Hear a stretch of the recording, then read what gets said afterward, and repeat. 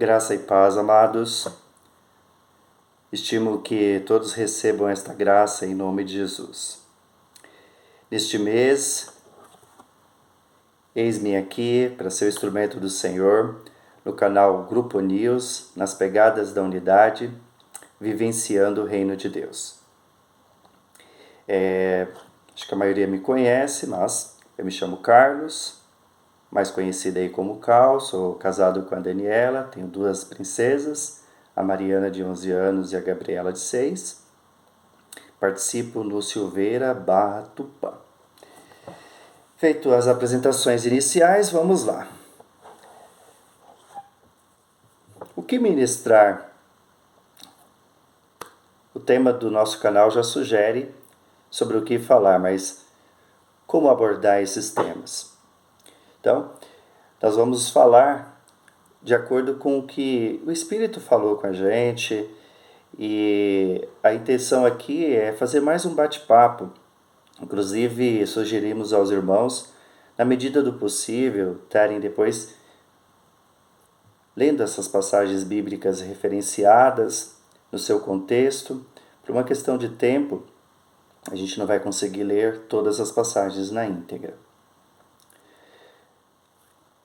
O Senhor nos chamou para sermos instrumentos dele na restauração de todas as coisas. E uma das atuais estratégias do Espírito Santo é a unidade.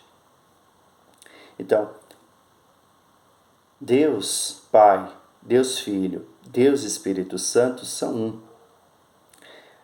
A rebelião, a ausência de unidade, ela foi iniciada antes mesmo do homem ser criado. Mesmo após essa rebelião ter gerado inúmeros prejuízos para toda a criação, Deus, ao criar o homem, deu a ele a autoridade e responsabilidade de sujeitar a terra através da imagem dele. Nós somos a imagem de Deus. Mesmo quando Adão pecou e quis provar do fruto do conhecimento do bem e do mal, o projeto inicial de Deus foi mantido. E o último Adão, Jesus, aniquilou toda e qualquer condenação que poderia haver. Em João 8,44, Jesus se referiu a este primeiro ser que se rebelou contra Deus como o pai da mentira. A mentira, mãe de todas as outras mentiras, consiste nisso, em afirmar que há possibilidade de vida na ausência de Deus. Qualquer caminho que se sujeita a se ausentar da presença de Deus é morte. Então, ausência de Deus, caminho para a morte. Jesus, em João 14,6, ele faz a seguinte afirmação: Eu sou o caminho, a verdade e a vida. Então, Jesus é o caminho que traz a verdade e a vida. Quando nós nos recordamos ali daquela passagem que Jesus falou para a mulher samaritana, que rios de água viva fluiriam do seu interior, se ela cresce nele, também é uma afirmação de ele ser o caminho, a verdade e a vida. Então, a verdade é que através de Jesus nós somos inseridos no Pai. E isso nos proporciona vida abundante. Aleluia! Quando nós nos questionamos sobre o nosso papel, a nossa responsabilidade, ou mesmo nos sentimos pequenos diante desse projeto maravilhoso, surgem inúmeras dúvidas. Como faremos? Eu quero te encorajar a dizer assim para Deus: Senhor, eu não sei como será, mas eis-me aqui, envia-me a mim. E essa é a minha oração. Eu não sei muitas vezes o desenrolar, mas eu sei que eu devo me posicionar sendo voluntário, sendo espontâneo para Deus me usar. Quando nós analisamos as personagens bíblicas como um todo, a grande maioria recebia uma palavra, agia em prol daquela palavra, mas a palavra ela não se cumpria iminentemente. Levava-se, às vezes, anos, décadas, para o pleno cumprimento dela. Mas a nossa mente natural, ela questiona e a todo momento ela tenta inibir, impedir esta revelação da palavra do Espírito em nós. Por isso que em Romanos 12:2, a gente é convocado a isso aqui, ó. E não vos conformeis com este mundo, mas transformai-vos pela renovação do vosso entendimento, para que experimenteis a boa, agradável e perfeita vontade de Deus. Se nós não nos conformarmos com a nossa mente natural e não permitirmos que o pecado a cauterize, nós vamos experimentar o melhor de Deus e vamos sempre estar na boa, perfeita e agradável vontade de Deus.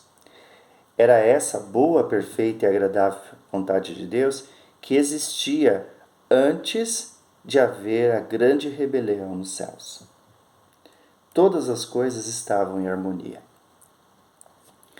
Então, a dinâmica espiritual exige de nós, obrigatoriamente, uma renovação da nossa mente, do nosso discernimento, do nosso conhecimento, porque se a nossa mente natural reinar, ela vai inibir a plenitude do Espírito Santo no nosso coração. Quando nós nos damos por satisfeitos, isso pode ser danoso para a obra do Senhor em nós. É bem provável que essas duas narrativas de Gênesis 49:9 e Gênesis 50:25 nos fala de dois personagens que eles, mesmo sem ver o pleno cumprimento da promessa, eles acreditavam que a palavra iria se cumprir. Então Jacó morreu no Egito, mas ele pediu para ser enterrado na terra das peregrinações. José morreu no Egito, mas ele pediu para que os seus ossos fossem levados para a terra das peregrinações. Foram homens que mantiveram a sua mente sempre atenta à movimentação das estratégias de Deus. Conforme Deus revelava a eles o projeto, eles viviam em prol deste projeto. E eles não viram o pleno cumprimento, mas eles sabiam que mesmo após a morte deles, a sua descendência viria o cumprimento. A nossa geração, ela tem responsabilidade.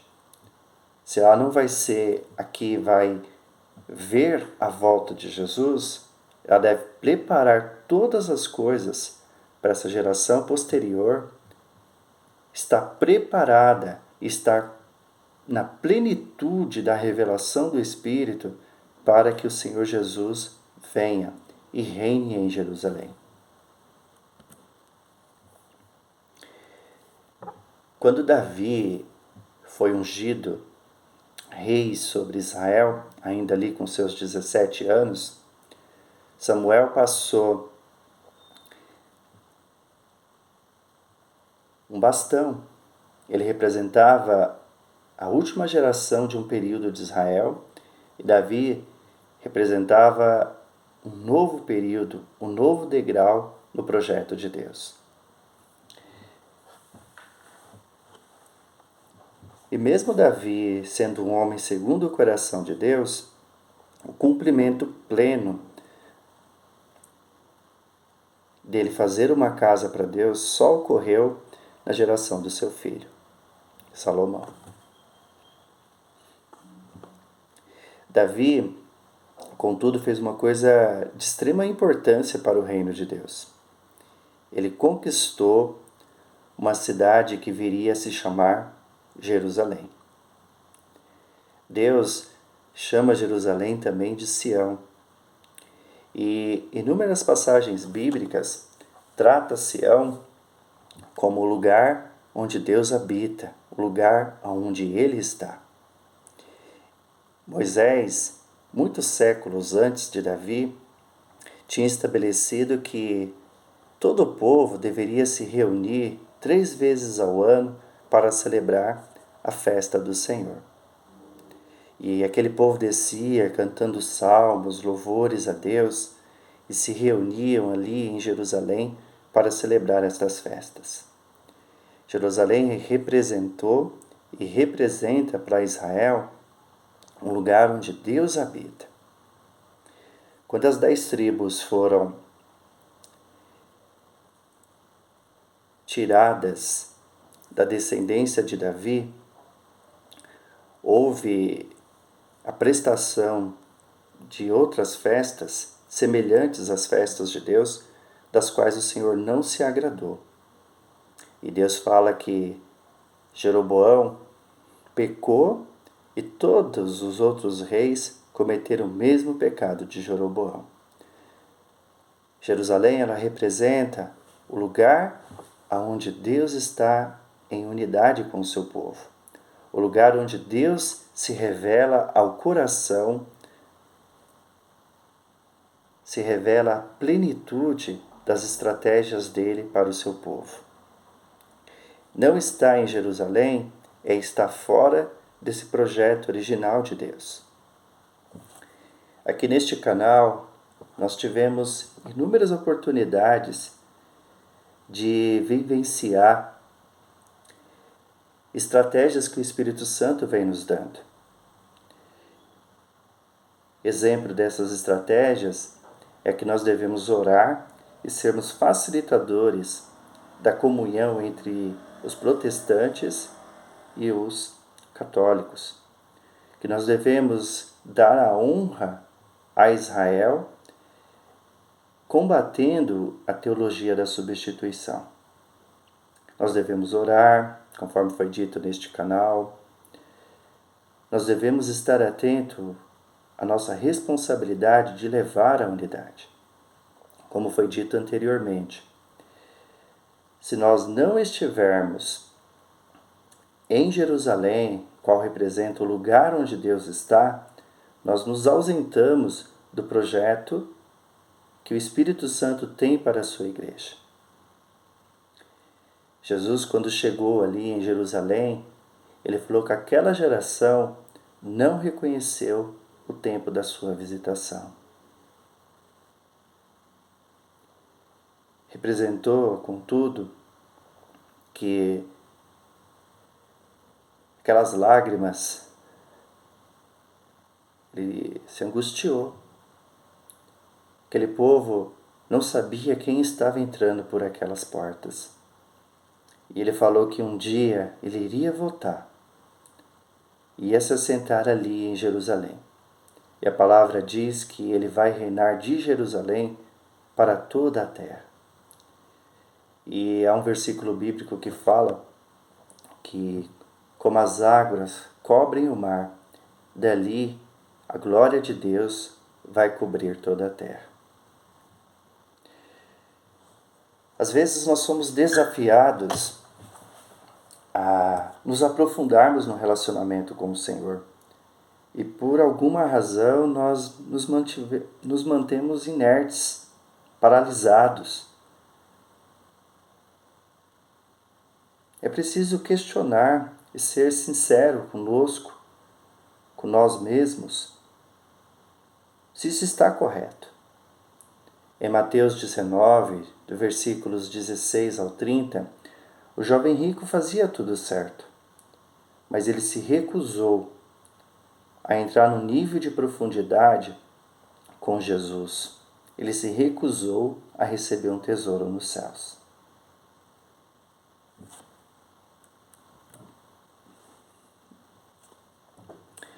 Então é possível nós termos uma carreira cristã, estarmos vários anos servindo ao Senhor e não atingir o objetivo maior de Jesus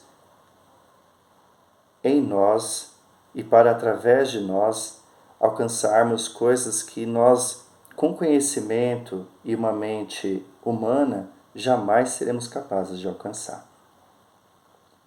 Então, qualquer coisa que se opõe a uma revelação plena do Senhor Jesus acaba por inibir o que o Senhor tem para fazer através da nossa vida, através da nossa família.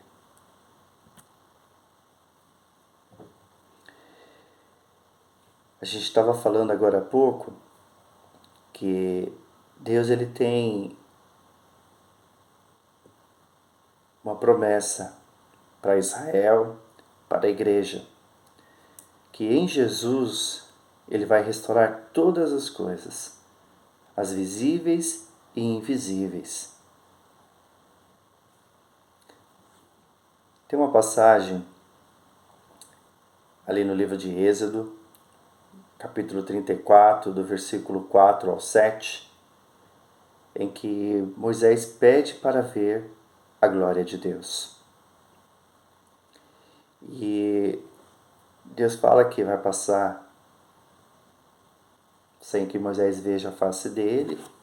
Aí colocou Moisés entre uma rocha. Moisés vai ver as costas de Deus.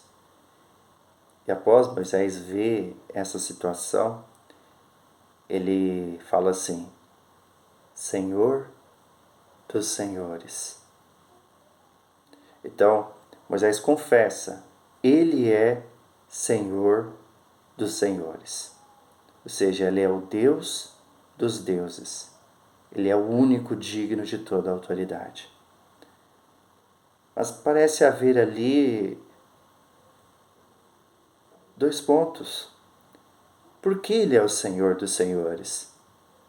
Qual a autoridade que dá ao nome de Deus esta característica? Aí Moisés confessa: compassivo, misericordioso, paciente, cheio de amor, que mantém sua fidelidade a milhares, que perdoa a maldade, a rebelião e o pecado. Então, o Senhor dos senhores, o Rei dos reis, quando ele mostra a sua glória, ele está mostrando esses atributos. Ele não está mostrando a sua característica de ser todo-poderoso, saber de todas as coisas, estar em todos os lugares. Ele está se mostrando compassivo, misericordioso. Esta é a glória de Deus. Quanto mais nós nos aproximarmos de Deus, mais cheio desta glória, das características e revelação desta glória, é que nós vamos estar cheios. E esse é o paralelo dos frutos do Espírito em nós: amor, alegria, benignidade, compaixão, humildade, paciência. São esses frutos do Espírito que expressam a glória de Deus em nós.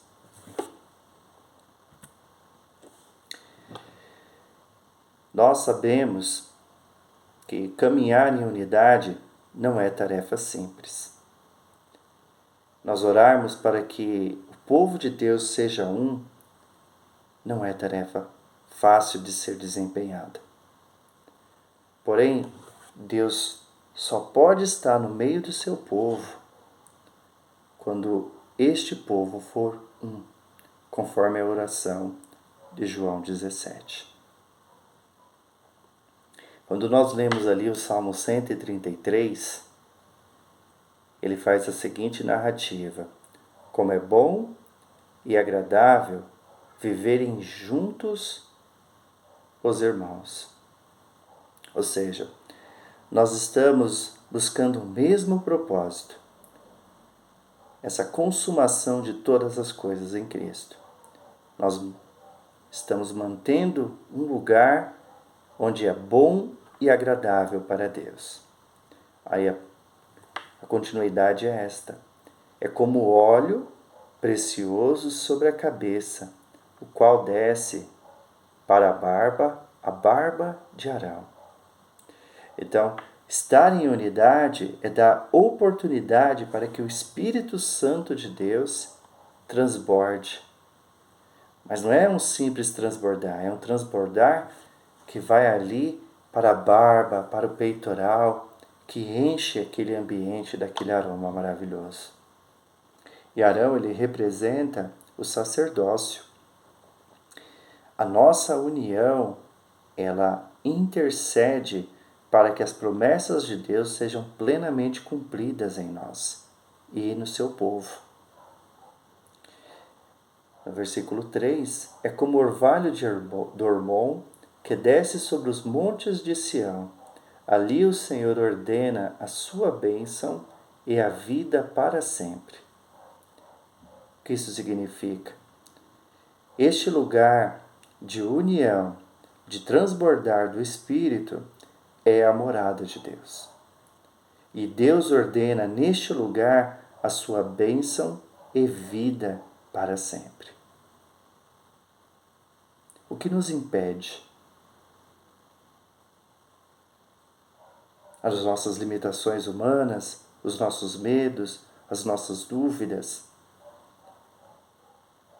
Vamos carregar as cargas uns dos outros. O apóstolo Paulo falou que em Gálatas 5, versículo 6, que devemos levar as cargas uns dos outros. É o nosso fardo pesado, com muitas dúvidas e questionamentos? Vamos lançar o nosso fardo sobre Jesus e tomar o fardo dele, que é suave e leve. São medos, dúvidas. Vamos lançar sobre ele a nossa ansiedade, porque ele cuida de nós. A minha oração é que eu possa ser um facilitador, eu possa sempre colocar a minha vida à disposição do Senhor. Minha oração é para que mais irmãos creem como eu. Que a gente não se tenha por satisfeito, se tenha por amoldados a este mundo, mas que buscamos a renovação da nossa mente, do nosso entendimento, para que a gente permita ao Espírito Santo fazer através da nossa vida, da nossa família, um lugar que exerce a boa, perfeita e agradável vontade de Deus.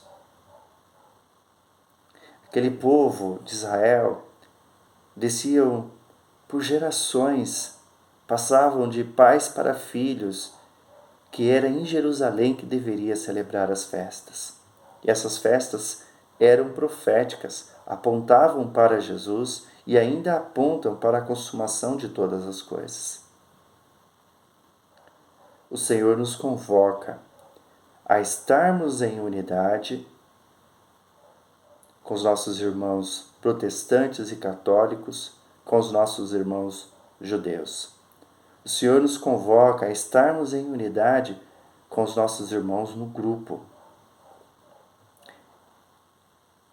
Permitir ao Espírito Santo que possa arar essa terra do nosso coração, para que a semente desta ministração e de outras ministrações possam ser frutíferas em nome de Jesus. Espero que tenha falado contigo. Agradeço por me ouvir, por me permitir entrar aí no seu celular, no seu computador, tablet, e que o Senhor possa continuar falando através de outros amados que se dispõem a estarem aqui. Deus abençoe você e sua casa, que o Senhor nos conduza hoje e todos os dias da nossa vida. Amém?